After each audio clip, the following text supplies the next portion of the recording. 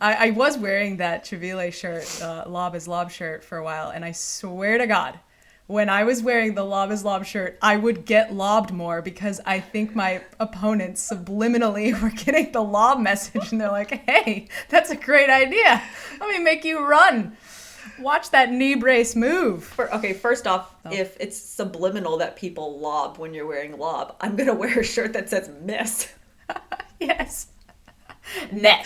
Just a big net right across. Hit it in the net. Another PB Gods product coming at you. There you go. Net. Yes. T-shirt.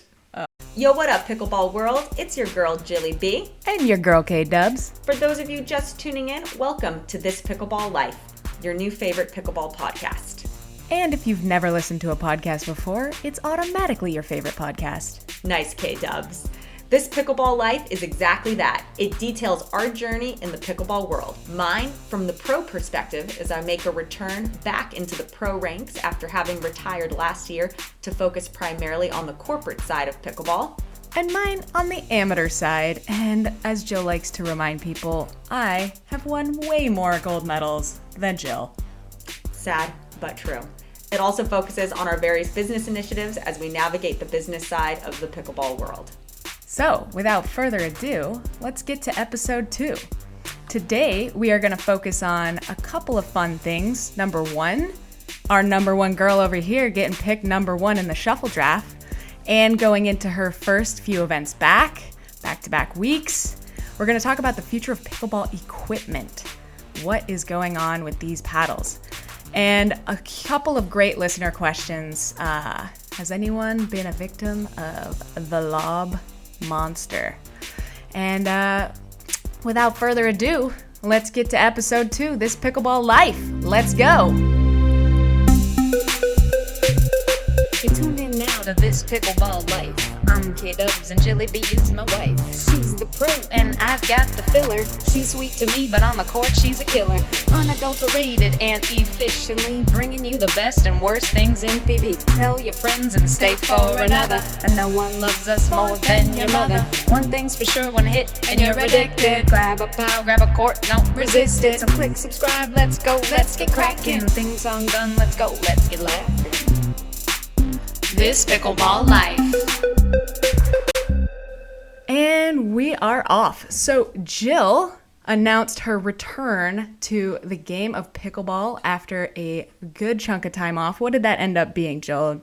8 months off? A year off? Yeah, I played 4 tournaments last year, and my last tournament was in October, but who's counting?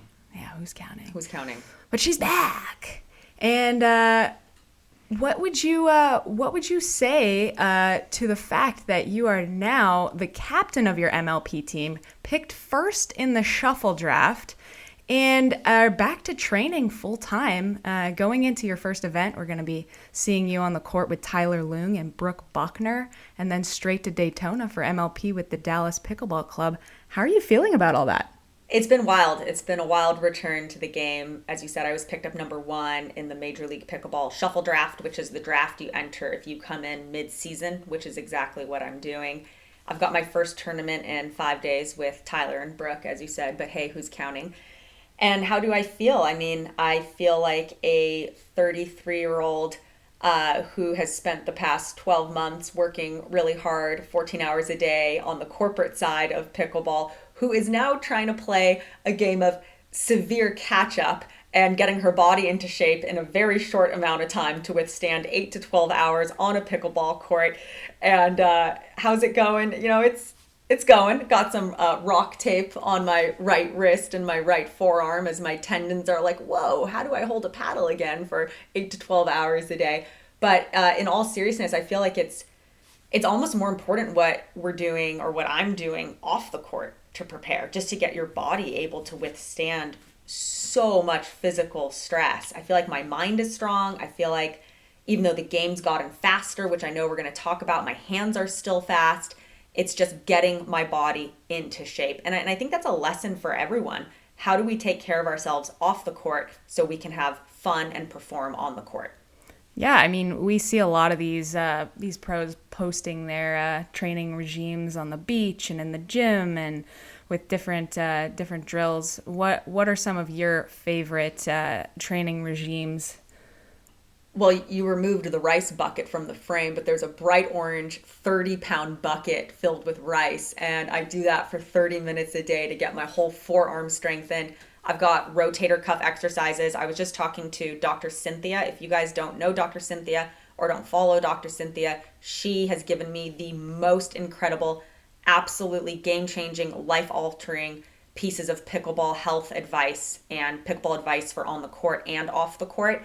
And she's got me strengthening my rotator cuffs, so everything kind of behind my back, my lats and my rotator cuffs. Because if you think about pickleball and so much of life, it's all here. It's all in front. It's your chest muscles working forward. She calls it, I think, a hyperflex world, where you've got everything rotating forward and very little to pull you back and down. I would say that's my super primary focus right now. Yeah, if you guys don't know, Dr. Cynthia is one of the most valuable assets in the pro pickleball world. She comes out of Newport Beach.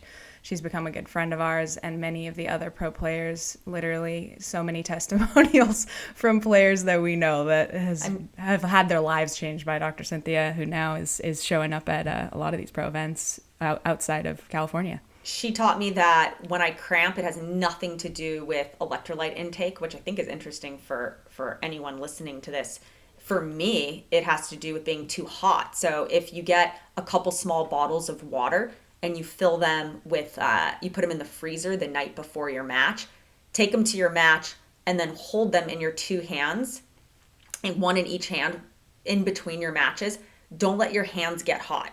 And if you don't let your hands get hot, it's really hard to cramp. And that has totally changed my life, and I haven't cramped since doing that. Yeah, I'll never forget that day you were in the finals against Leah Jansen in singles, and it was like, I think you won the first set, and we're in the second set, and basically we're just hobbling around the court for another hour. Lost the first, won the second, and then was toast. Yeah, so which I also think, I know we're going to talk about this later maybe, but why more people don't play singles. Yeah, it's definitely a topic we should cover sometime. So yeah, lots of training on your hands and wrists. But what would you say in a general sense our little picklers out there should be focused on mostly to stay in pickleball shape? Is it more about the stamina and the endurance? Is it more about arm strength? Is it more about core strength? Preventing pickleball injuries. I was just seeing my orthopedic doctor the other day, and I said, "How's your business?" He said, "Booming because of pickleball." I think you have a lot of tennis players transitioning to pickleball, but you have to remember is the net's lower, the ball doesn't bounce as high, so you've got a ton of that forward rotation, bending down, leaning in. It's easy to fall. It's easy to hurt yourself. So how do you maintain good posture despite bending down? How do you make sure you're not bending down with your chest, but actually using your glutes and your legs? Good technique, proper form, all of that is so important to injury prevention. Totally. And I think for a lot of players out there, they're like me, as I say, with my one ACL, just flopping around out there. I want to just play pickleball like I'm 70 for the next 40 years. I'm just looking to make sure that I leave the court uninjured. And I think so much of that, when I have had injuries, it's I don't warm up enough and I go out there without my knee brace, or I just get so excited about playing that you just don't get your body moving before you are asking it to react to these fast hands battles. I think that's such a good point. And when I give a lesson, right, the lesson starts at 9, and if my students show up at 9, they want to get going. They want to start hitting. I mean, that's just an absolute recipe for injury. So how often do you, pickler, listener, get to the court for your 9 o'clock match at 8:30 and do a full warm-up on the court? Yeah, I mean, I would say if we were to just quickly give people your favorite warm-up, it's the crab, right? It's the sidewinder crab. What do we call that? Don't make me stand up and do it. I call it the Dylan Frazier crab walk. No burpees required, people. Don't worry. But yeah, you got to get the muscles a little hot. So just a friendly reminder to warm yourself up so you don't end up with one ACL like me. In fairness, I did tear it skiing, so no knock on pickle there. You know what they say about skiers, right? What? There's 2 types of skiers. those who've torn their ACLs and those who are about to tear their ACLs. And I say the same thing about picklers. I say there's two types of people in the world: those who are obsessed with pickleball and those who are about to be obsessed with pickleball. Absolutely, absolutely. In my case, luckily, I've torn both of mine, so I'm not about to. And you're obsessed with pickleball. Yes. It's quite the combo. Totally. So, on that topic of the game and the future of the sport, talk to me about the wild, wild west of pickleball paddles and the equipment changes we've been seeing just this year, really. I mean, obviously, every year they're trying to innovate, but so many paddles coming out this year, so controversial. And what are the risks of this sport getting faster and faster? It's a super interesting question. So I've been off right past year playing just a little bit, and the biggest change I've seen coming back to the game is the technology, not just the technique of the whole game getting faster, shot rallies lasting less amount of time, but just the absolute incredible tech of these paddles. I've tried a carbon paddle 2 weeks ago in Newport Beach with the founder and the owner of Carbon, and I was hitting my third shot drives so hard that the pros against whom I was playing, like names everyone would know, were staying back. They weren't coming in because I had already hit 2 people in the throat, 2 people in the chest. And that's not good. That's not something I'm by any means proud of. And I actually did a video on this. And that is exciting. It makes the game go faster. It's fun to watch, but it's not safe. So I think we've got to figure out something collectively as a sport as it relates to testing, manufacturing, and it harkens back to racquetball. So picklers, listeners, did you know that racquetball had 12 million players in 1980? Wow, 12 million. And just to put that in perspective, how many tennis players are there? There's 19 million active tennis players. There's 8 million active pickleball players right now. And racquetball had 12 million players in 1980. And what changed, Kristin, K-Dubs, do you know what changed?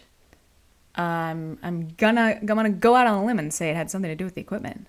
Had a lot to do with the equipment and the ball. So the speed of the ball, the speed of the equipment, it made it so hard for the everyday player to even see the ball. It was moving so fast. And there were some other factors at play, like other new racket sports coming in, other fitness crazes that club and gym owners were then offered higher profit margins than racquetball. Mm-hmm. But basically, it was, to me, I take it as a cautionary tale for pickleball. This fad of racquetball is just that. It was a fad, and I don't want pickleball to become a fad. Yeah, and so much of growing any sport or any activity is the lack of obstacles to entry and the ease of learning and getting better. And that, I think, is one of the most magical parts of pickleball, is that early stage learning curve is so much steeper than golf, that's for sure.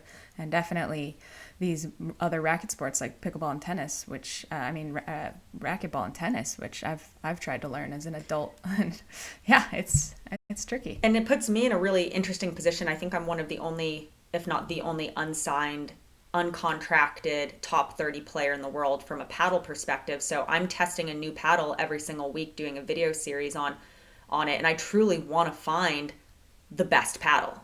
Not the best deal, the best monetary deal for me. I mean, that would be nice too. I'm not obviously averse to that, but I really want to find the best paddle. But what if that paddle is using technology that might be outlawed in 2 to 6 months? And then you're used to something and garnering results with something that might not be around. I don't know. That's something that's in the back of my head. Now, on the devil's advocate side, a person who has the world's hottest paddle, has a ton of power, has a ton of speed, aren't there going to be some downsides to that paddle that the person with the paddle with maybe more feel or touch is gonna gain? Well, that was what was so weird about playing the Carbon paddle. And again, I'm not paid by Carbon or sponsored by Carbon, but I had all the power of my Yola. I had just as much feel, if not more feel. I could drop shot the ball way better. I had or drop shot volley. I had a crazy amount of spin. I didn't feel like I was sacrificing anything. I didn't like the way the head weight, the swing weight distribution felt, because I've now used to the Solaire, which is more of a square paddle. but I didn't feel a sacrifice. Interesting. Yeah, a paddle with no downsides. Sounds pretty good. A paddle with no downsides. Carbon, if you're out there and you want to sponsor our podcast, give us a call. Hi, Garrett. But yeah, I've tried that Carbon since Jill brought it home a couple times, and I definitely have better touch with it. So it is interesting to think, okay, what do we do about that if it truly is both powerful and better feel? So we'll see. If you don't already follow Jill on Instagram, you should, at Jilly B Pickleball, because she puts out some really, really awesome videos, fun stuff, funny stuff, and she'll be reviewing all these paddles for all our viewers and listeners. So on to Major League Pickleball. We got to see you go number 1, which went to Columbus. They had the number 1 pick since they finished 12th in the last event in Mesa, and they opted to pick you up and trade you for Megan Fudge, who was on Dallas Pickleball Club. So you are now a proud member of Dallas Pickleball Club and have become the team captain. Tell us how you feel about that switch. Well, let's be realistic here, or pragmatic. I was chosen as the team captain because I'm really good with admin work. Yeah, Brandon makes sense. sense. Brandon French didn't want it because he didn't want to have to book the court assignments for the practice courts and then find practice matches for us. And well, let's be honest, Brandon is a lawyer, so he's used to his billable hours being at a slightly higher rate than the challenger payouts. That's really funny, K-Dubs. Yeah, well said. But yeah, how does it all feel?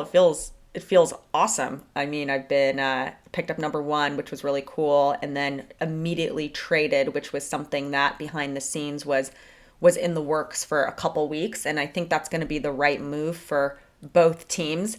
And it was funny, Zane Navratil in his podcast gave our trade with dropping Chuck Taylor, who's a great player, and picking up De La Rosa, and then the Megan trade for me. So he gave a grade of like a C- for our team's maneuvering, for Dallas's maneuvering. And I feel like when I look at the landscape of all of these players, they're all so good. They're so good. These margins are so small. But what I would say about our team is that you'd be hard-pressed to find 4 players who want to be out there more. And I think that's going to make a really big difference. You've got Brandon, who people are saying, right, is in there because of nepotism or favoritism, lives in Dallas, friends with the GM, which I think he absolutely deserves to be on that team. I wanted to be on that team so badly because I want to play with Brandon for 1,000,001 reasons. You've got Krista Gacheva, who is nothing but upside, and I think wants to prove she can do better than she did last season. You've got Daniel De La Rosa, arguably a premier level player who didn't get picked up in event 1, who really wants to be there. And then you've got me, who's been watching in physical pain, wanting to play so badly since the first ever MLP over a year and a half ago. So I think you're going to be really hard pressed to find 4 players who are hungrier, with bigger chips on their shoulders, with more to prove than the 4 players on our team. And I hope that ends up making a difference. No, I definitely think it will. I really like the combo. And like you said, I mean, De La Rosa, arguably one of the best players in Challenger now, played MLP last year. And obviously there was a good shakeup this year with the expansion and having two separate, levels of leagues. And I'm really excited to see how it all shakes out. If you guys don't already know a little bit about Major League Pickleball, it's basically their 3rd year, but this year there's 6 events. Last year there were 3. We have a Premier League, which were all the first drafted players, and then the Challenger League. And what they're doing is the first 3 events this year will be each of the teams choosing to be either Premier or Challenger. They flip-flop mid-year, so there's going to be a whole new draft. So in theory, Jill could hopefully get picked up as Premier in the next draft. But based on your performance as a Challenger and Premier level team, you get to decide next year, you get to determine who gets to start out as Premier. So definitely adds a little spice to that Challenger League, which I know people are like, I don't know, these Challenger players. It's spicy. But there's some really great players out there. I mean, Pablo, new hot Christian Alshon. Who else are you gunning for? Oh, I mean, before there was a tweener king, there was the tweener queen, and I think that's important right. for Christian to know that and relearn that. The only stat that matters for me this week is the tweener count, Christian versus Jilly. Sasha, if you're out there, put that on your list. So super stoked. Back-to-back weeks. You're going on the road. I don't know if I should share this, but Jilly is not the hugest fan of being away from home. She does love our kitchen, keeps me well fed. How are you feeling about being away from the kitchen for 2 weeks? I am an introvert. You wouldn't know that, but I love being at home. I'm lucky that I have a great place to stay with friends in Austin, only 20 minutes from the venue. And I think I'm going to get to make some home-cooked food. But no, I'm excited. I'm waking up every morning antsy to compete, watching the PPA Florida right now, the Red Clay Florida tournament on live stream, and that's hard to watch. I want to compete, so I'm excited. Yeah. Yes, having a real house to stay in, having friends. I mean, when I was playing golf, it was critical. All those wonderful, wonderful people who housed me out there. Shout out. You definitely make a difference in the world of these athletes moving around the country, trying to make a name for it. And then I think hopefully, luckily enough, we're gonna be in a place with a kitchen and a place to do laundry in MLP. Brandon has threatened to find us a beach house, so I hope he makes good on that threat. Yeah. What's more important, the screened-in porch for the mosquitoes or the laundry? Neither. The jacuzzi. Okay, there we go. There we go. All right, we are off to our speed round lightning questions. Are you ready? I'm nervous. Okay. First question. How do you feel about the tomahawk shot people are saying will be one of the most used shots in pickleball? Tomahawk is a steak, and it's a delicious one. It also happens to be where we live. You were just made captain of your MLP team. Tell us about that. Well, again, Brandon didn't want to do the admin work. That's true.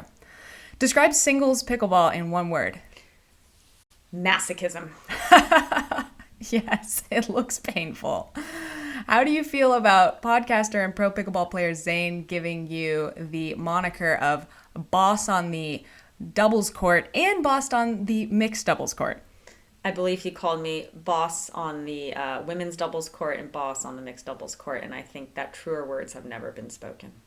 Fair enough. Shout out to Zane, who's definitely played with you more than a few times.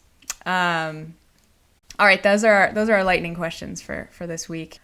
All right, so we've got some listener questions. Are you ready for our listener questions? Is this the Dear Jilly B segment? Jill's favorite segment. Let's Dear go. Jilly B. It's pickleball buzzwords. Let's go. No, we already did that segment. We're moving on. I know. I just love that other segment so much. If you missed our first episode, circle back for pickleball buzzwords. If you know, you know. All right. Our first question comes from Madison in San Diego. Dear Jilly B, I am getting lobbed a lot on the court, and it's really annoying. How do I battle back against a Lobaholic? Well, first of all, Lobaholic is becoming a new t-shirt on pbgods.com as of now. But yes, what do you do about the Lob Queen? The Lobaholic. You should refer your friend to Lobaholics Anonymous, first and foremost. Makes sense. Makes sense. LA. Is that what LA really stands for? That is what LA really stands for. Yeah. Very good, Kristin. It's kind of like, how do I beat a banger? You almost just have to beat them at their own game. So if you're getting lobbed a lot, the best punishment for that to the lobber, if you're the lobby, the lobbyist, yes. If you find yourself to be a lobbyist, do you think there are more lobbers in Washington D.C. metro area? All right, so if you are the lob-e, the lob recipient in this scenario, you got to punish the lobber. You have to be able to get there in time to shove the overhead down their throat. So how do you do that, right? And Steve Dawson actually taught me this from the owner of Bobby Riggs, and he's a master instructor. Hi, Steve. Try and stay back about 3 feet behind the kitchen line. Because if you're getting lobbed over and over, what's the point of being right up at the line to let it keep happening over and over unsuccessful? So just stay back a couple feet and you'll end up getting so much more time to be able to get back and smash the overhead. That's how I would combat a lobber.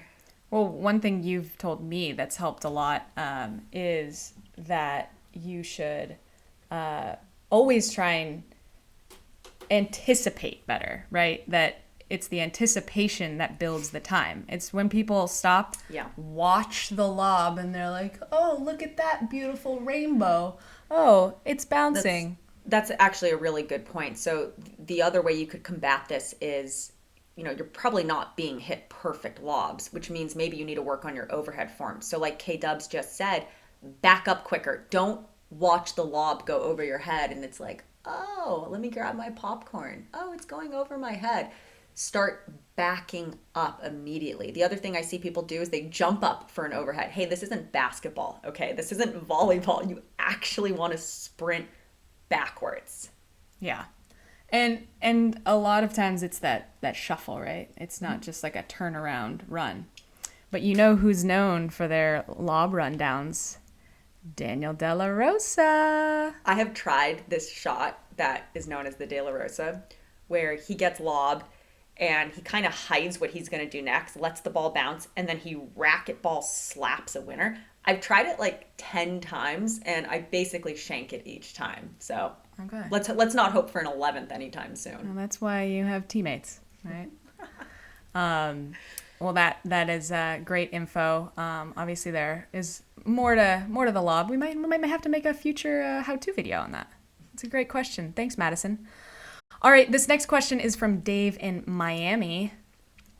All right, he says, seems like more and more the pros are speeding things up sooner in the point. And as the game gets faster, what can I do to keep up?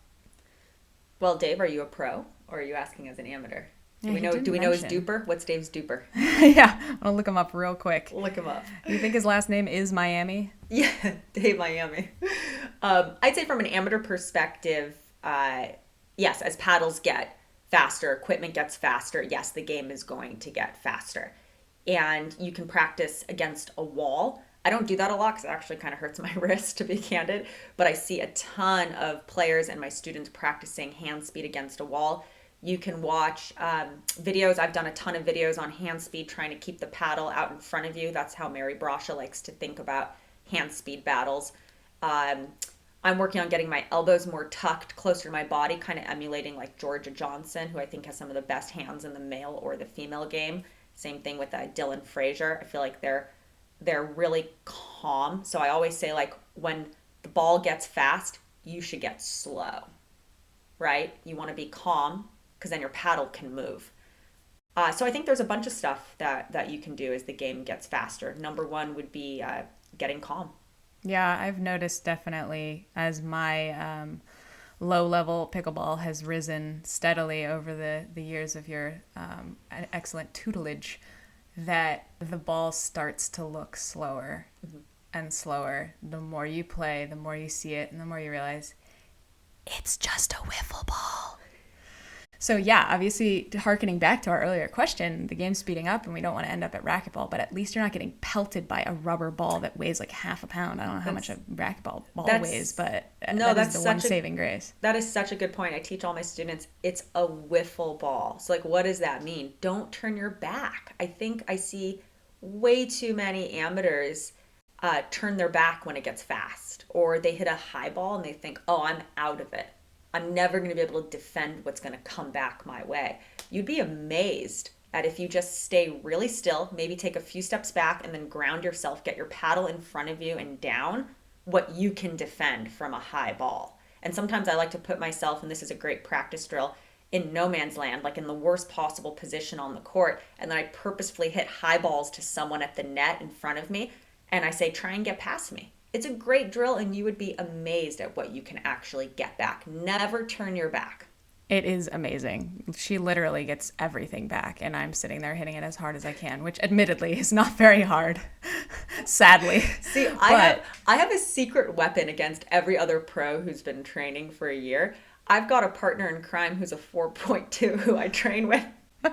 Every day, baby. They don't have you, K-Dubs. They don't have you. I've got you. The secret is out. Yes. Well, people ask me why I'm not horrible at pickleball. It's all because I've seen mostly balls hit way harder at me from Jilly, and then I go into a tournament and I'm like, oh, that's all you got? Okay. By the way, my punishment for tormenting you for 2 years while you gave me golf lessons is now I give you pickleball lessons. What a beautiful circle. It is symbiotic punishment. Hey, we're still together. That's great. Hey, hasn't worn off yet. The love is still alive. The lob is still alive. The lob is still alive. I was wearing that Chevile shirt, lob is lob shirt for a while, and I swear to God, when I was wearing the lob is lob shirt, I would get lobbed more because I think my opponents subliminally were getting the lob message and they're like, hey, that's a great idea. Let me make you run. Watch that knee brace move. First off, if it's subliminal that people lob when you're wearing lob, I'm going to wear a shirt that says miss. Yes. Net. Just a big net right across. Hit it in the net. Another PB Gods product coming at you. There you go. Net. Yes. T-shirt. Oh my God, I love it. Well, that was way too much fun. I don't have anything more. Do you have anything to promote? Anything to add? No, tune in next week for the PPA Austin and then Major League Pickleball Daytona. That's right. Thanks for listening to This Pickleball Life with Jilly B and K-Dubs. We hope you laughed. We hope you learned. Next pod, we will be discussing on-court positioning strategies and how best to help your partner when they are being targeted in a match. We will also be doing a recap on Jill's and my MLP experience in Daytona. So make sure to hit subscribe, turn on the alerts, and rate us 5 stars or don't rate us at all. This Pickleball Life is a Tomahawk production. 100% organic and homegrown. Music by K-Dub, editing by K-Dub and Jilly B.